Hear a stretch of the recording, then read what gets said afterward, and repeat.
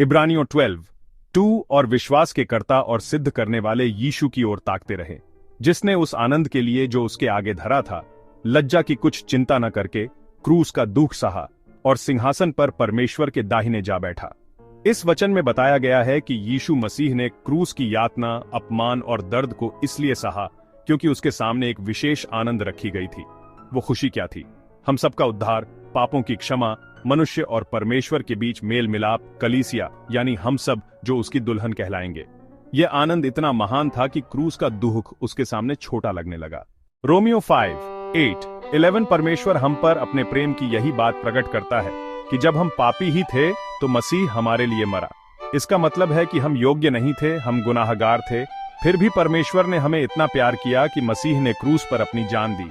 यहाँ भी यही खुशी दिखाई देती है, हमारे साथ परमेश्वर का मेल मिलाप। इफिसियों 5:25-27 मसीह ने कलीसिया से प्रेम किया और अपने आप को उसके लिए दे दिया ताकि वह उसे पवित्र बनाए और अपने लिए एक ऐसी कलीसिया उपस्थित करे जो महिमा से भरपूर हो, जिसमें न कलंक, न झुर्री, न और कोई ऐसी वस्तु हो, परंतु पवित्र और निर्दोष हो।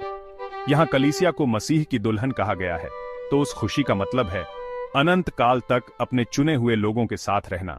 गलातियों 2:20 अब मैं जीवित न रहा, पर मसीह मुझ में जीवित है। यह वचन हमें दिखाता है कि जब हम मसीह पर विश्वास करते हैं तो उसकी मौत और पुनरुत्थान में हम भी सहभागी हो जाते हैं। अब हमारी जिंदगी का मकसद वही होना चाहिए जो मसीह का था।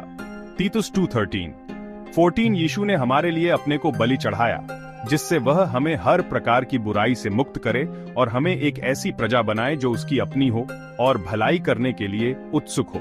मसीह का उद्देश्य सिर्फ हमें बचाना ही नहीं था, बल्कि हमें पवित्र और अच्छे कामों में उत्सुक बनाना था। यानी उसकी खुशी सिर्फ हमारी मुक्ति नहीं है, बल्कि हमारा बदलाव भी है। इन सब वचनों को मिलाकर देखा जाए तो यीशु मसीह की सबसे बड़ी प्रेरणा हम थे। उसकी खुशी थी हमारे साथ अनंत काल बिताना, हमें पवित्र और निर्दोष बनाना।